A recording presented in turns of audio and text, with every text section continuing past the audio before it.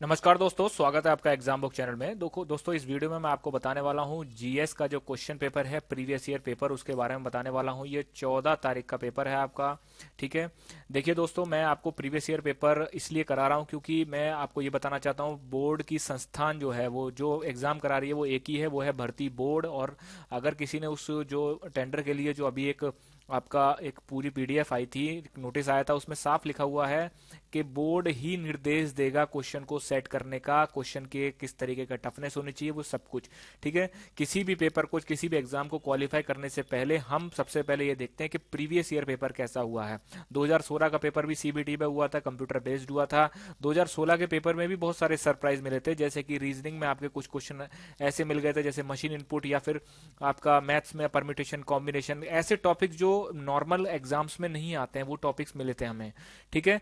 और आपका मैथ्स में भी क्वेश्चन का लेवल ठीक ठाक हो गया था। और तो इस तरीके से हम जो है टोटल एक तरीके से क्वेश्चन पेपर सॉल्व करके ही बताते हैं। जीएस का ये है कि जीएस में कुछ कुछ क्वेश्चन ऐसे आते हैं जो सिलेबस से हटके आते हैं, जिसको कि हम मिसलेनियस बोला जाता है। लेकिन वो क्वेश्चन इतने सिंपल होते हैं कि अगर आप अपनी डेली लाइफ को भी ध्यान से देख रहे हैं, ठीक है, नॉर्मल तरीके से भी अगर आप उसको कॉमन सेंस की तरीके से यूज करते हैं। लास्ट टाइम में जब मैं आपको ये बताऊंगा कि जब मैं प्रैक्टिस पेपर आपको दूंगा और उसके बाद मैं बताऊंगा कि क्वेश्चन को सॉल्व करने से पहले आपको क्या क्या चीजें देखनी चाहिए उसमें।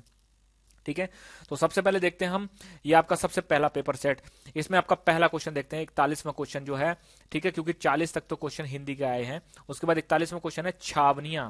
छावनियां मतलब कैंट। देखिए, जो इंग्लिश वाले जो बच्चे हैं उनके लिए मैं कोशिश ही करूंगा कुछ वर्ड जो है वो मैं आपका जो है इंग्लिश में बोल दूंगा। तो छावनियां वो क्षेत्र हैं जिसमें सैन्य और नागरिक आबादी दोनों शामिल होती हैं। देखिए, जो कैंट एरिया होता है, कैंट एरिया में आपने देखा होगा, कैंट एरिया का मतलब सिर्फ इतना ही नहीं होता है कि जिसमें जो है फौज रह रही है। ठीक है। फौज के साथ साथ उसका आसपास के एरिया में जो है नॉर्मल जो नागरिक होते हैं वो भी रहते हैं। ठीक है, इतना आपको पता चल गया। ठीक है भाई, ये रहते हैं। उसके बाद ये कह रहा है कि छावनी बोर्ड, ठीक है, ये छावनी बोर्ड, फिर डैश, ये डैश है, ठीक है, के नियंत्रण के तहत भारत में नागरिक प्रशासन निकायों में से एक है। ठीक है। आप इस क्वेश्चन का मतलब समझ लीजिए। देखिए, प्रीवियस ईयर पेपर में मैं आपको बहुत डिटेल में बताऊंगा, इसलिए वीडियो अगर लंबी हो रही है तो आप लोग थोड़ा सा उसको देख लेना, आपके लिए एंड में आपके लिए बहुत ज्यादा इंपॉर्टेंट होगी। ठीक है। अच्छा, आपको आज वो थोड़ी सी बोर लगे। ठीक है। अब इस क्वेश्चन का मतलब समझिए वो क्या कह रहा है। पहली बात, ये क्वेश्चन पॉलिटी से है। ठीक है, लोग विश्वास नहीं करेंगे लेकिन ये क्वेश्चन वास्तव में पॉलिटी से।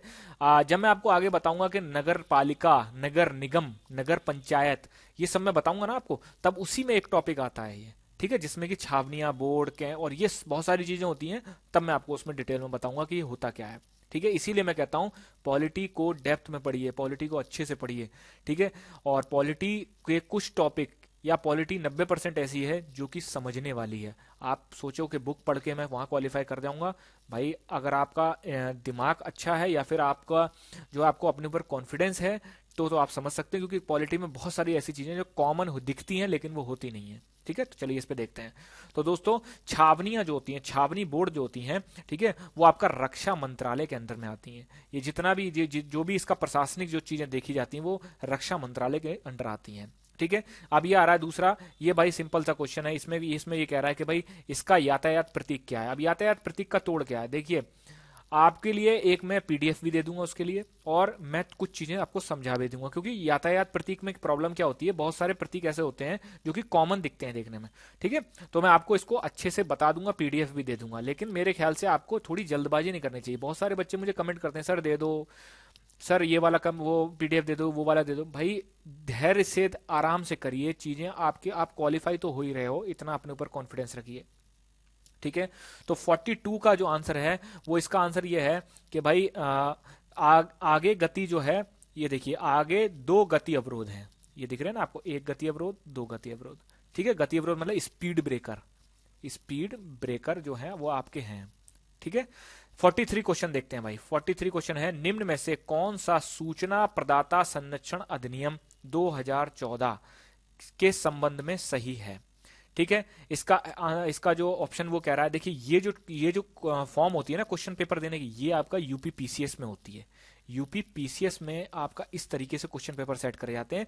एक आपका क्वेश्चन होगा, उसके बेस पे दो आपके कमेंट होंगे, फिर आपसे ये बोला जाएगा कि आप दोनों सही हैं, एक सही है, या दोनों गलत हैं, या एक सही है, इस तरीके से। इसलिए आपको जो है इस पेपर को इतना भी हल्के में नहीं लेना, खासकर जीएस पोर्शन जिसने 2016 दिया, आप उससे जाके पूछिए क्या हाल हुए थे जीएस में। ठीक है, तो इसमें कह रहा है कि विधेयक सार्वजनिक और निजी क्षेत्र, विधेयक का मतलब होता है जो आपका उसमें पार्लियामेंट में जब कोई भी एक्ट बनने से पहले कोई भी अगर आपका जो रूल्स जो जाते हैं, जो कि जिसको संविधान की भाषा में विधेयक बोला जाता है, और जब वो संसद में या विधानमंडल में पास हो जाता है, उसके बाद राज्यपाल और राष्ट्रपति के साइन के बाद वो एक्ट बन जाता है। ठीक है ना।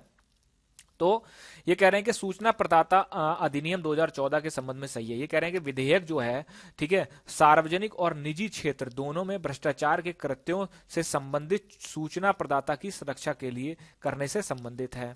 फिर ये कह रहा है कि सतर्कता आयोग, ठीक है, सतर्कता आयोग को भ्रष्टाचार के खिलाफ शिकायत में शिकायतकर्ता की पहचान बताने की जरूरत नहीं है। ठीक है, अब इसमें क्या होगा, जब तक आपने सूचना प्रदाता संरक्षण अधिनियम 2014 के बारे में मतलब नॉर्मल बातें, पूरा विधेयक डिटेल में नहीं पढ़ना है, वो तो कोई नहीं पढ़ता है, ठीक है, नहीं पढ़ी होंगी, तब तक जो है आप इस क्वेश्चन को नहीं कर पाओगे। तो इसका आंसर है केवल बी, आपका जो है इसका आंसर हो जाएगा। ठीक है, क्योंकि इसमें देखिए क्या है, ये सार्वजनिक क्षेत्र के लिए है, निजी क्षेत्र के लिए आपका नहीं है। ठीक है, फिर उसके बाद चलते हैं 44 पे। 44 पे कह रहे हैं कि भाई आपका जो है शपथ और अभिपुष्टि के रूप में भारत के संविधान की कौन सी अनुसूची में उल्लेख किया गया। आप मेरी वीडियो देखी जाएगी जिसमें मैंने अनुसूचियों के बारे में बताया गया है। ठीक है, ये सवाल आपको आराम से हो जाएगा। ठीक है, तो शपथ के बारे में, ठीक है, शपथ के बारे में तीसरी अनुसूची में आपका बताया गया है। ठीक, मैंने आपको क्या बताया था कि दूसरी अनुसूची में तो दे रखा है कि तनख्वाह के बारे में, मतलब सैलरीज के बारे में, ठीक है, और तीसरी अनुसूची में दे रखा है कि भाई शपथ। ठीक, और इसको मैंने याद करने का तरीका ऐसे बताया था कि भाई पहले मैं तनख्वाह लूंगा, उसके बाद ही मैं शपथ लूंगा। इस तरीके से अपना अपना तरीका होता है याद करने का। ठीक, फिर उसके बाद 45वां क्वेश्चन देखते हैं, निम्न में से कौन सा संविधान सभा के बारे में सही है। अब ये बात हो रही है संविधान सभा, मतलब जो सभा संविधान को बना रही थी उसके बारे में बात हो रही है। तो ये कह रहे हैं कि संविधान का मसौदा तैयार करना ही संविधान सभा का एकमात्र कार्य था, जो कि बिल्कुल गलत है। ठीक है, ये कार्य इसका नहीं था।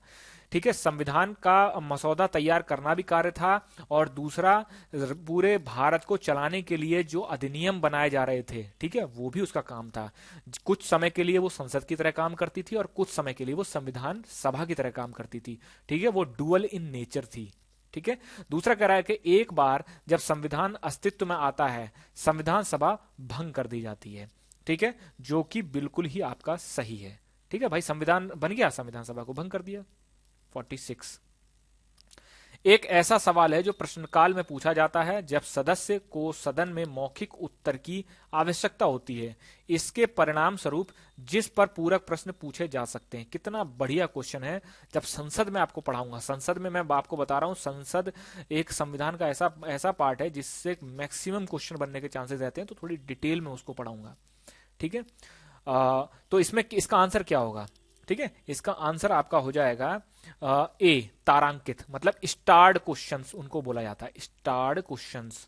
ठीक है, जब मैं आपको बताऊंगा तो इसमें मैं बताऊंगा स्टार्ड, नॉन स्टार्ड कौन कौन से क्वेश्चन होते हैं उनके बारे में। ठीक, फिर है 47 क्वेश्चन, संसद और राज्य विधानमंडल। ठीक है, संसद और राज्य विधानमंडल के चुनाव के संबंध में चुनाव याचिका के फिर डैश के सामने दायर की जा सकती है। चुनाव याचिका किसके सामने आपकी दायर की जा सकती है।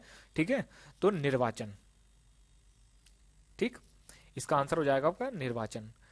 फिर है आपका जो है निर्वाचन का मतलब यह है कि चुनाव आयोग। ठीक है, चुनाव आयोग, इसका आंसर ये हो जाएगा। कुछ कुछ जगह इन्होंने जो है मिसप्रिंटिंग कर रखी है, इस वजह से मैं आपको बता रहा हूं। फिर है 48 क्वेश्चन कह रहा है, ठीक, 48 क्वेश्चन है आपका कि किसी राज्य विधान परिषद, ठीक है, विधान परिषद की बात हो रही है, को बनाने या समाप्त करने के लिए राज्य विधानसभा को एक प्रस्ताव पारित करना होता है जिसे निम्न द्वारा समर्थित होना चाहिए। सदन की बहुमत संख्या, फिर बी है। देखिए इसमें फिर से दो स्टेटमेंट आ गए। ठीक है, सदन में उपस्थित और मतदान करने वाले सदस्यों का 2/3 बहुमत। अब ये कह रहे हैं कि भाई इसमें ए और बी दोनों सही हैं, या फिर ये कह रहे हैं ए और बी दोनों में से कोई नहीं, फिर सी ये कह रहे हैं कि केवल ए, फिर डी ये कह रहे हैं कि केवल बी। ठीक है, तो इसमें आंसर हो जाएगा आपका ए और बी में से दोनों नहीं।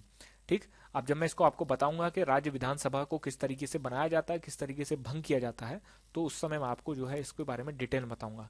अगर मैं आपको अभी इसमें बताना शुरू कर देता हूं तो वो टॉपिक जो है जो मैं आपको बताऊंगा, क्योंकि किसी भी टॉपिक को पढ़ने के लिए एक जीरो से शुरुआत करी जाती है और मैक्सिमम तक। अगर मैं बीच में आपको इसका आंसर बताते चले जाऊं, अभी तो मैं ये बता रहा हूं कि क्वेश्चन को आपको कैसे देखना है, किस तरीके से आपको सॉल्व करना है, ठीक है। फिर आपका 49 क्वेश्चन, फिर निम्नलिखित में से किसका भारत के मूल संविधान में राजनीति के एक निदेशक सिद्धांत के रूप में उल्लेख नहीं किया जा सकता। अब देखिए इसके लिए क्या है, इसके लिए आपको डीपीएसपी, राज्य के नीति निदेशक तत्व, जिनको की बोला जाता है directive principle of state policy, English में ये बोला जाता है, ठीक है। अब इसके लिए आपको डीपीएसपी सब पता होने चाहिए, तभी आप ये क्वेश्चन जो है कर पाएंगे। इसमें कह रहा है उल्लेख नहीं है, ठीक है। इसका मतलब इसमें से 3 ऐसे होंगे जिनका उल्लेख होगा राज्य के नीति निर्देशक तत्वों में, और एक का उल्लेख जो है वो नहीं होगा। कौन सा है? जीवन स्तर को बढ़ावा, राज्य का कर्तव्य, ये भी है, ठीक है। फिर उसके बाद है पोषण स्तर का बढ़ाना, राज्य का कर्तव्य। सी है पर्यावरण की रक्षा, सार्वजनिक स्वास्थ्य, तो इसका आंसर हो जाएगा बी, पोषण का स्तर बढ़ाना, राज्य का कर्तव्य। ये आपका राज्य के नीति निर्देशक तत्वों में नहीं दिया है। फिर 50वां है निम्न में से किस पर जनहित याचिका, ठीक है, जिसको कि PIL बोला जाता है, पब्लिक इंटरेस्ट लिटिगेशन, इसका पूरा फुल फॉर्म होता है, मामलों के रूप में विचार नहीं किया जाता, ठीक है। मतलब कौन सी ऐसी स्थिति होगी जिसमें PIL जो है वो आपका एक्सेप्ट नहीं करी जाएगी, ठीक। तो इसमें ये कह रहे हैं कि आपका जो है मकान मकान मालिक किराएदार मामले में, सेवा मामलों और पेंशन में, और आपका जो है पारिवारिक आपका पेंशन में, इन तीनों में ही जो है वो पीआईएल क्यों बनाई गई थी? देखिए पीआईएल का मतलब होता है कि कुछ गंभीर मुद्दे, ठीक है, जिनको कि समाज में एक तरीके से नहीं उठाया जा रहा है, या फिर जो आदमी सक्षम नहीं है अपने मुद्दों को उठाने के लिए, उसके पास पैसा नहीं है, तब जो है पीआईएल का कंसेप्ट आया। पीआईएल में ये कहा गया कि वो आदमी या फिर कोई और भी अगर उसको यहाँ अब तो यहाँ तक सुयोमोटो सुप्रीम कोर्ट के पास है या फिर हाई कोर्ट के पास है कि वो अगर न्यूज़पेपर में कुछ न्यूज देखती है तो उसकी कटिंग के आधार पर भी वो पीआईएल एक्सेप्ट कर सकती है, ठीक है। फिर आपका 51 क्वेश्चन आ रहा है। 51 क्वेश्चन है कंप्यूटर तकनीक की पहली पीढ़ी में किस भाषा का प्रयोग किया गया था। देखिए जो कंप्यूटर से रिलेटेड क्वेश्चन है उसमें एक ही क्वेश्चन आता है। मैं जो जीएस वाली जो मैंने बताया कि जीएस की प्रिपरेशन में कौन कौन से सवाल कौन कौन से आए थे, किस किस टॉपिक से आए थे, बकायदा मैंने टॉपिक डिटेल खोल के बताए हैं, तो आप उसमें देख सकते हैं, ठीक है। तो उसको बोला जाता था मशीन लैंग्वेज, इसका आंसर हो जाएगा मशीन लैंग्वेज। 52 है किसी विवाद मामले में सर्वोच्च न्यायालय की बेंच ने कहा कि क्या कहा, न्यायिक समीक्षा संविधान की बुनियादी विशेषता है और 9वीं अनुसूची में एक ऐसा अधिनियम सम्मिलित करना जिसे या जिसके हिस्से को न्यायिक समीक्षा की शक्ति का प्रयोग करते हुए असंवैधानिक माना गया है, संविधान के मूल ढांचे को करना, न को नष्ट करना या नुकसान पहुंचाना है। अब इसको पहले समझ लीजिए बोल क्या रहा है। देखिए न्यायिक समीक्षा का क्या मतलब होता है। न्यायिक समीक्षा का मतलब होता है कि संसद या विधानसभा द्वारा कोई भी अगर कानून बनाया जाता है, ठीक है, और वो कानून जो है अगर संविधान के खिलाफ है, ठीक है, संविधान के खिलाफ है, तो उच्चतम न्यायालय के पास या हाई कोर्ट के पास एक अधिकार है जिसमें कि वो जो है इसको खारिज कर सकता है, नल एंड वॉइड कर सकता है। क्योंकि ये जैसे NJAC national judicial accountable commission जो था उसमें देखा होगा सुप्रीम कोर्ट ने इसको नल एंड वॉइड करार दे दिया था कि ये संविधान के खिलाफ है, आप जुडिशरी में एग्जीक्यूटिव को नहीं बिठा सकते, ये संविधान में लिखा हुआ है, ठीक है। तो नल एंड वॉइड यही इसीलिए कह रहे हैं, ये कह रहे हैं कि संविधान न्यायिक समीक्षा जो है वो संविधान का बुनियादी अधिकार है। लेकिन 9वीं अनुसूची, जब मैं आपको अनुसूचियों के बारे में कुछ अनुसूचियां ऐसी हैं जिनके बारे में डिटेल में बताना जरूरी है तो उसको बताऊंगा, बाकी आप अनुसूचियों मैंने बता रखा है कौन कौन से क्या क्या काम करती हैं। तो 9वीं अनुसूची में एक नियम यह था पहले कि 9वीं अनुसूची में जो भी अगर मान लीजिए कानून चला जाता था तो उसमें उच्चतम न्यायालय या उच्च न्यायालय को जो है वो न्यायिक समीक्षा, ठीक है, वो करने का अधिकार नहीं होता था। मतलब वो 9वीं अनुसूची में चला गया, वहां पर जो है सुप्रीम कोर्ट हाई कोर्ट की पावर्स खत्म हो गई, ठीक है, ऐसे था पहले। तो ये यही कह रहे हैं कि ऐसा कौन सा विवादित मामला था, कौन सा वाद ऐसा था। वाद का मतलब होता है कि जो सुप्रीम कोर्ट या हाई कोर्ट में जो केस लड़े जाते हैं, जैसे संजय कुमार वर्सेस उत्तर प्रदेश सरकार, ठीक है, तो इस तरीके से इनको वाद बोला जाता है। तो वाद कौन सा ऐसा वाद था जिसमें कि सुप्रीम कोर्ट की बेंच ने कहा था कि ये जो आपने बता रखा है कि कोई भी कानून नवे 9th शेड्यूल में डाल के और अपने कोई भी इलीगल काम कर लो, ये अब नहीं हो सकता, ठीक है। ये कौन सा वाद था, ठीक है। तो इसका आंसर है आपका IR कोहले बनाम तमिलनाडु राज्य, ठीक है। इसका आंसर आपका हो जाएगा ए, ठीक है, इसका आंसर आपका हो जाएगा ए। ठीक है, आप अगर इसको समझ गए होंगे। वैसे मैं बहुत कोशिश करता हूं कि आपको जो है चीजें डिटेल में, बाकी संविधान में जीएस से रिलेटेड देखिए दोस्तों किसी भी तरह की कोई दिक्कत नहीं होगी। बाकी मैं मैथ्स की भी क्लास शुरू करने जा रहा हूँ, आपका हिंदी की भी शुरू कर रहा हूँ, रीजनिंग की भी शुरू कर रहा हूँ। लेकिन भाई देखिए सीधी सी बात मैं बताऊं, मैं सिर्फ आपको उतना ही पढ़ा सकता हूँ जो एग्जाम में आए। आपको बहुत ज्यादा एक्स्ट्रा पढ़ने की है तो भाई बहुत सारे यूट्यूब चैनल है, मैं आपसे कोई जबरदस्ती नहीं कर रहा हूँ। मैं आपको सिर्फ उतना पढ़ा सकता हूँ जिससे कि आप सेलेक्ट हो जाओ। मैं आपको एक तरीके से पीएचडी नहीं करा सकता। ठीक है, तो चलिए अब चलते हैं 53वां क्वेश्चन। 53वें क्वेश्चन में क्या कह रहे हैं भाई, ये 53वें क्वेश्चन में कह रहे हैं कि निम्न में से कौन सा एक बचत निवेश नहीं है। सीधा सीधा इकोनॉमी से क्वेश्चन आ गया ये। ठीक है, लेकिन बहुत बेसिक इकोनॉमी है, घबराने की जरूरत नहीं है, 2 वीडियो में समाप्त हो जाएगी इकोनॉमी। ठीक, तो इसमें क्या कह रहा है, इसमें कह रहा है कि बचत निवेश नहीं है, ये कह रहा है कि गृह ऋण मूलधन चुकौती। ठीक है, मतलब जैसे आप अगर होम लोन लेते हैं तो होम लोन में जो आप मूलधन की चुकौती करते हैं, ठीक है, वो बचत निवेश। फिर दूसरी बात है कि सार्वजनिक भविष्य निधि पीपीएफ, जीवन बीमा प्रीमियम, और फिर सावधि जमा एफडी।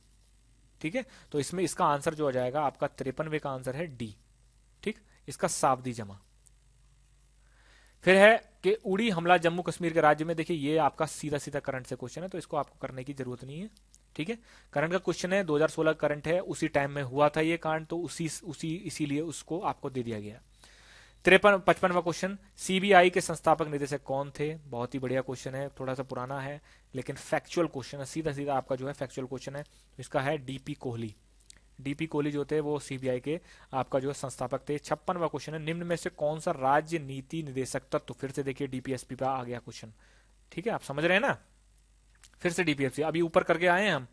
राज्य के नीति निदेशक तत्व में नहीं है, फिर से देखिए नहीं, ये कंफ्यूज मत करना। नहीं मैंने बोला ना, क्वेश्चन पेपर सॉल्व करने का या किसी क्वेश्चन को सॉल्व करने का, चाहे अच्छा क्वेश्चन हो, चाहे टफ क्वेश्चन हो, चाहे मॉडरेट लेवल का, सबसे पहली रीडिंग क्वेश्चन की बहुत ही आराम से होनी चाहिए, जिससे कि आपको समझ में आ जाएगा इसमें वर्ड्स के साथ क्या खेला गया है। तो इसमें ए कह रहा है शिक्षा का अधिकार, दूसरा है ग्राम पंचायतों का संगठन। अब इसमें से देखिए ये कह रहे हैं कि भाई इसमें जो है कौन सा नहीं है। तो देखिए शिक्षा का अधिकार ये तो है मूल अधिकार, जो कि आर्टिकल जो है 21A में आता है। ठीक है, ग्राम पंचायतों का संगठन ये आपका डीपीएसपी है, तो इसीलिए इसका आंसर आपका हो जाएगा 56वें का आपका बी। ठीक है, क्यों, क्योंकि वो ये कह रहा है राज्य का नीति निदेशक तत्व नहीं है। तो भाई शिक्षा का अधिकार नीति निदेशक तत्व ना होके वो मूल अधिकार है। ठीक है, फिर 57वें क्वेश्चन की तरफ चलते हैं। ठीक है, 57 क्वेश्चन में कह रहे हैं भाई कि निम्नलिखित में से कौन सा भारत में निर्वाचित प्रतिनिधियों का एक संसदीय विशेषाधिकार है। अब आप क्वेश्चन देख रहे हैं ना कि संविधान से बहुत क्वेश्चन आए हैं। ठीक है, और 2020 में भी संविधान से बहुत क्वेश्चन आएंगे।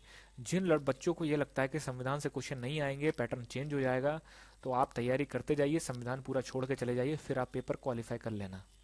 ठीक, निम्नलिखित में से कौन सा भारत में निर्वाचित प्रतिनिधियों का संसदीय विशेषाधिकार है। ये जब मैं आपको पढ़ाऊंगा कि संसद और विधानसभा के जो सदस्य होते हैं उनको क्या विशेषाधिकार दिए जाते हैं, ठीक है, तो उसमें मैं आपको बहुत अच्छे से डिटेल में बताऊंगा। तो पहला है आपका संसद में बोलने की स्वतंत्रता। ठीक है कि भाई संसद में बोल सकते हो, बिल्कुल भाई, जब आप संसद के सदस्य हो तो संसद में बोलने का देखो अधिकार आपको होगा ही, आपने देखा ना हल्ला तक मचाते रहते हैं तो। ठीक, फिर भी है संसद में कुछ भी कहने या उनके द्वारा दिए हुए किसी मतदान के संबंध में गिरफ्तारी से मुक्ति। फिर सी है आपका जब संसदन चालू है तो एक गवाह के रूप में भाग लेने की से छूट। ठीक है कि भाई जब संसद चालू है, बिल्कुल सही बात है, तो कोर्ट अगर आपको समन करती है, ठीक है, अगर संसद चालू और कोर्ट अगर समन करती है कि गवाह के रूप में आप आइए, तो सांसद जो है, जो संसद का सदस्य है, वो साफ साफ मना कर सकता है।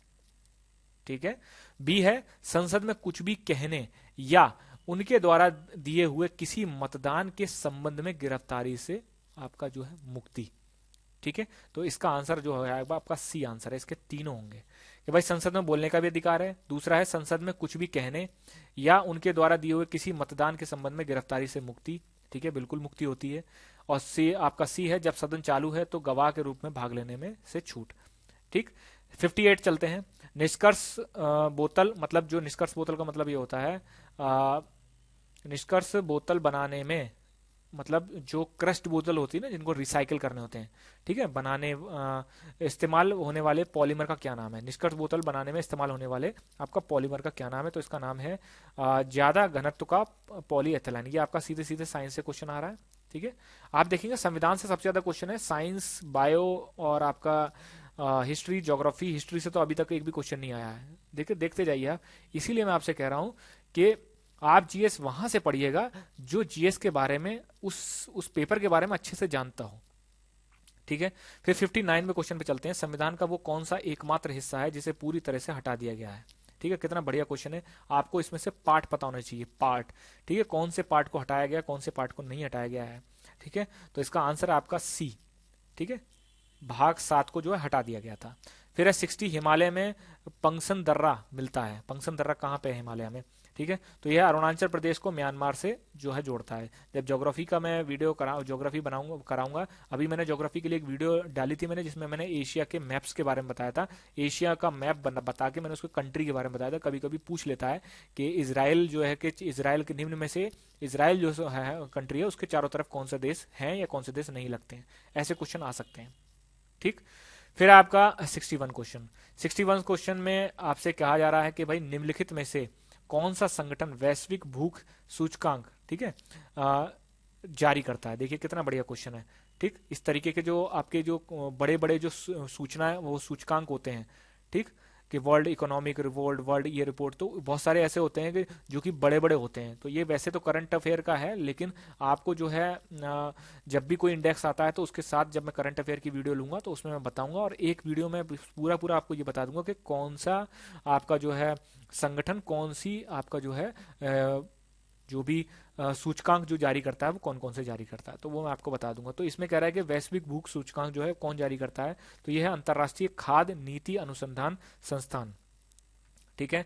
फिर है अनहिलवाड़ा किस राजवंश की राजधानी थी? ठीक है, कितना बढ़िया क्वेश्चन है, अनहिलवाड़ा। तो 62 का आपका आंसर हो जाएगा आपका सोलंकी राजवंश की थी। 63 भारतीय दंड संहिता, सी आईपीसी से क्वेश्चन आ गया भाई, ठीक है। और देखिए सीधा सीधा आ गया धारा 307, बताओ। इसीलिए मैं आपसे कहता हूं कि मैंने देखा कि मूल विधि में बहुत ज्यादा, मतलब इतना पूरी की पूरी आईपीसी पढ़ा दी है। जितने दरोगा को आईपीसी नहीं आती है 10 साल की नौकरी के बाद, उतनी वो जो है सोच रहे हैं, बच्चे भी सोच रहे हैं, पढ़ाने वाले भी सोच रहे हैं कि वो ट्रेनिंग से पहले ही पढ़ के चले जाएं, ठीक है, सिलेक्शन से पहले उतनी पढ़ दें। नहीं यार, ऐसे तैयारी नहीं करी जाती है, ठीक। तो भारतीय दंड संहिता 307 में क्या दे रखा है, ठीक। तो 63 का है आपका हत्या का प्रयास, इतनी दफा 300, 302, 307, अटेम्प्ट टू मर्डर। बहुत सिंपल क्वेश्चन था, ठीक है। 64 डैश नाम भारत के परमाणु कार्यक्रम को दिया गया था जिसमें भारत ने पोखरण 15 किलोटन प्लूटोनियम उपकरण का विस्फोट किया था, परमाणु क्लब का सदस्य बन गया था।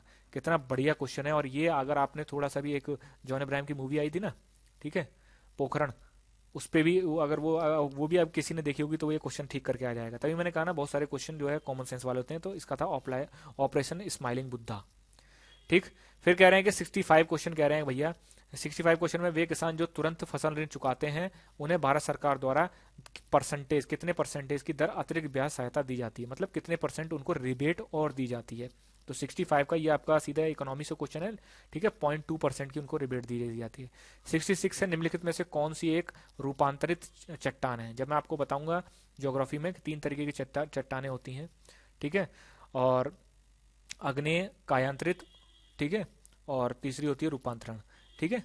ये आपकी जो है चट्टानें होती हैं 3। तो तीनों चट्टानों में मतलब कौन कौन सी चट्टान किस किस रूप में जब परिवर्तित हो जाती है तो वो क्या बनाती है, स्लेट, आपका चौक, मतलब इस तरह बहुत सारी चीजें हैं उसमें। तो मैं जब वो पढ़ाऊंगा तो मैं आपको बताऊंगा उसमें। फिर है 67 निम्नलिखित में से कौन सा केंद्र के कानून बनाने के अधिकार के संबंध में सही है? ठीक है, अभी आगे सीधा सीधा क्वेश्चन कहां से, आपका संविधान से। ये क्या बोल रहा है, कौन सा केंद्र के कानून बनाने के अधिकार के संबंध में सही है? पहला, संसद किसी भी अन्य देश के साथ किसी भी संधि या अंतर्राष्ट्रीय समझौते को लागू करने के लिए पूरे या भारत के किसी राज्य क्षेत्र के किसी भी हिस्से के लिए कानून बना सकती है। ठीक है, बिल्कुल सही कहा जा रहा है। इस उद्देश्य के लिए संसद द्वारा पारित किसी भी कानून को राज्य सूची में उल्लिखित विषय के संबंध के आधार पर अवैध नहीं ठहराया जा सकता। ठीक है, अब देखिए इसको क्वेश्चन को पढ़ने में टाइम लगा, लेकिन आपको जो है सीधे सीधे समझ में आ गया। इसका आंसर हो जाएगा दोनों। बिल्कुल सही कहा जा रहा है। ठीक, तभी मैं कह रहा हूँ ये कंसेप्चुअल क्वेश्चन है, ये फैक्चुअल बेस पे नहीं किया जा सकता। जब तक आपने डेप्थ में नहीं पढ़ा इस क्वेश्चन को छोड़ के ही आओगे। 68 क्वेश्चन, 68 क्वेश्चन है, यदि एक लोक सेवक, ठीक है, यदि एक लोक सेवक मतलब पब्लिक सर्वेंट अनुसूचित जाति या जनजाति से संबंधित अपने कर्तव्यों की उपेक्षा करता है, जो उसे अनुसूचित जाति या अनुसूचित जनजाति अत्याचार निवारण अधिनियम की धारा 4 के तहत अधिकतम कितनी अवधि के लिए दंडित किया जा सकता है। ठीक है, तो इसमें एक एक्ट है SC/SC एक्ट बोला जाता है। ठीक है, उसमें ये देखिए, ये जो है ना, ये जो चीज आप पढ़ रहे हो, अब ये लग रहा होगा कि अरे यार SC/ST एक्ट पूरा पढ़ना पड़ेगा, नहीं, ये बहुत बेसिक चीज है। SC/ST एक्ट में आपको ये चीज पढ़नी पड़ेगी, कोई आपको उसमें तो बहुत सारी धाराएं, सारी धाराएं नहीं पढ़नी पड़ेंगी।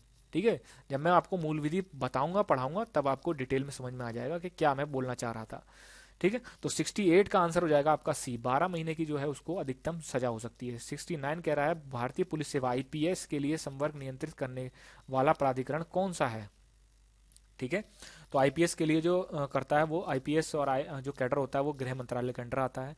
तो जब आप गृह मंत्रालय की साइट पे जाएंगे तो उन पे दिख जाता है कि कौन से IPS की ट्रेनिंग, पोस्टिंग वोस्टिंग कहाँ होनी है, और कैडर अलॉटमेंट जो होता है। संवर्ग नियंत्रित मतलब होता है कैडर। ठीक है, जिनको नहीं पता उनको मैं बता देता हूँ कि IPS जो होता है, IAS, IPS और IFOS, Indian forest service, not foreign service, Indian forest service, Indian administrative service, Indian police service, ये तीनों के तीनों ऑल इंडिया सर्विस हैं।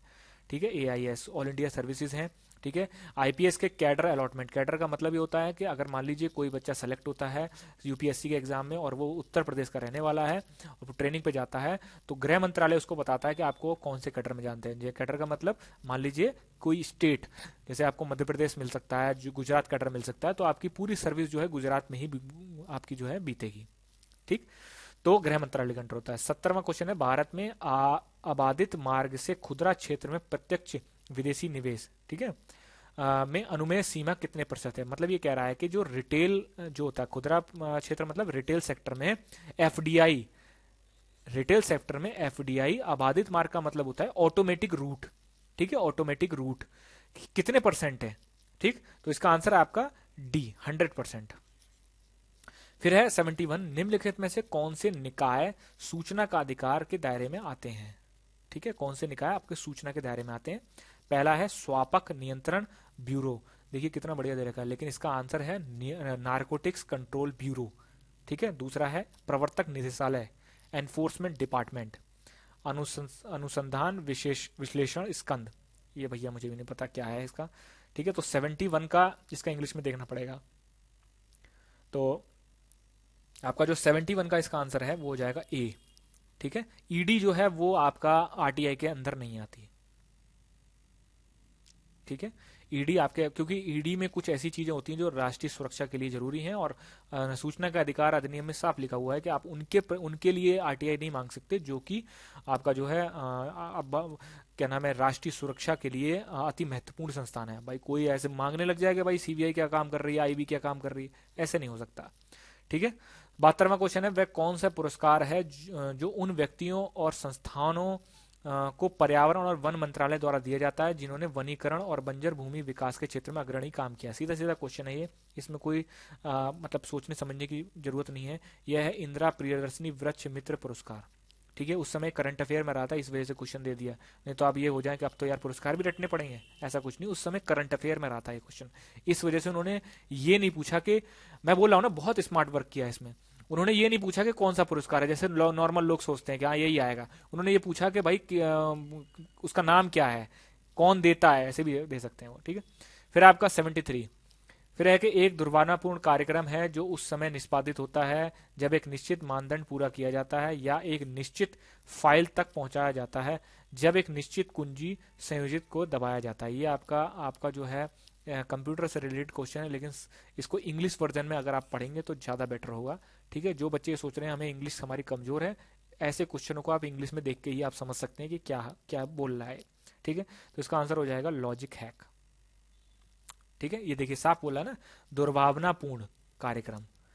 ठीक है, दुर्भावनापूर्ण कार्यक्रम जो उस समय निष्पादित होता है, मतलब उस समय एक्टिवेट होता है जब एक निश्चित मानदंड पूरा किया जाता है और एक निश्चित फाइल तक पहुंच जाता है, या जब एक निश्चित कुंजी संयोजित को दबाया जाता है। ठीक है, मतलब मान लीजिए किसी इलीगल फाइल को क्लिक कर दिया, वायरस आ गया, हैक हो गया आपका फोन, इस तरीके से।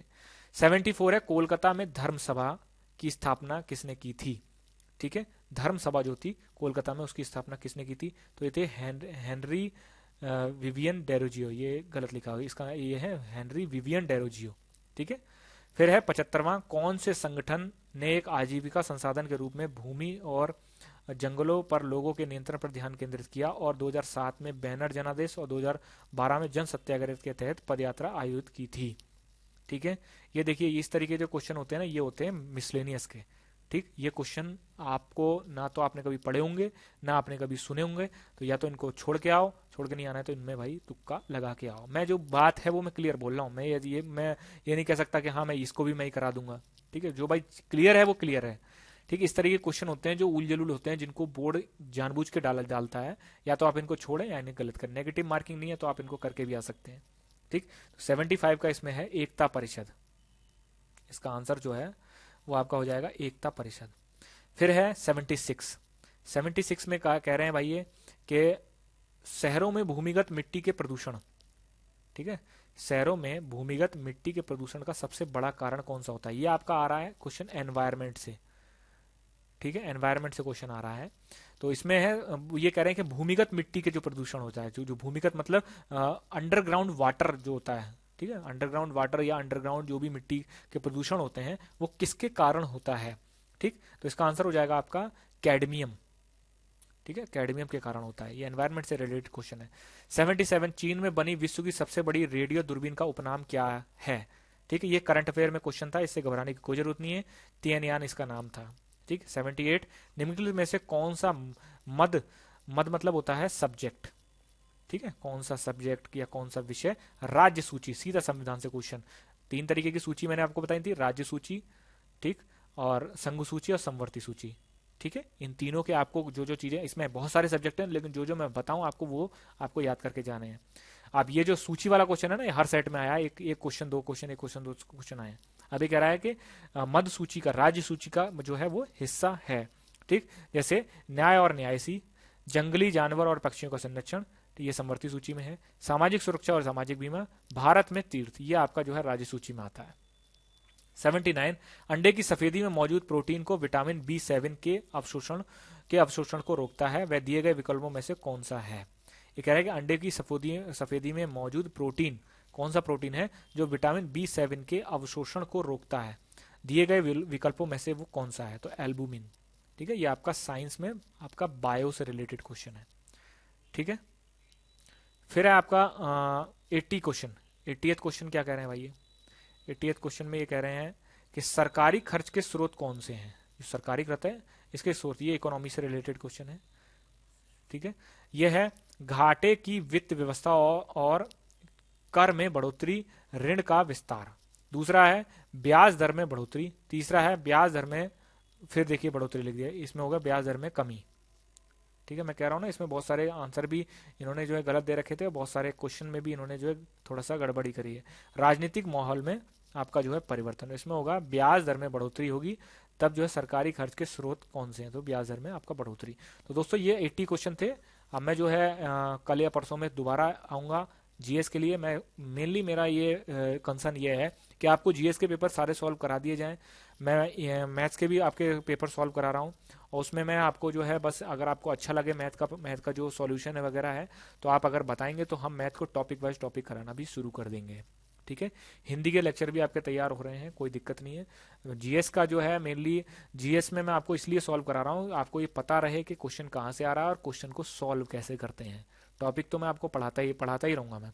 ठीक है, जो टॉपिक होंगे, सबसे पहले मैं आपको बता दूं, सबसे पहले मैं जीएस में संविधान खत्म करूंगा, बीच बीच में मैं हिस्ट्री ज्योग्राफी से भी देता रहूंगा। आपने खुद ही देख लिया कि हिस्ट्री ज्योग्राफी से रिलेटेड क्वेश्चन कम आ रहे हैं। ठीक है, संविधान पे सबसे ज्यादा मेरा फोकस रहेगा, और मेरी ये रिक्वेस्ट है कि आप जीएस चाहो कहीं से पढ़ें, एसआई की तैयारी कहीं से करें, आप कॉन्स्टिट्यूशन जो मैं डालूं आप एक बार देख जरूर लीजिएगा उसको। ठीक है, उसके बाद जो है मैं मूल विधि पे जाऊंगा, और मूल विधि के बाद जो है फिर मैं, अगर मेरा हिस्ट्री ज्योग्राफी वगैरह में थोड़ा कुछ बचा होगा, environment, history geography, current affair सब कुछ कराऊंगा, और लास्ट में जाके फिर मैं जो है इन सब का कंपाइलेशन, ठीक, और फिर जब इन सब का जो है प्रैक्टिस सेट, ठीक दोस्तों, अगर आपको ये वीडियो अच्छी लगी हो तो लाइक शेयर सब्सक्राइब जरूर करें। थैंक यू दोस्तों।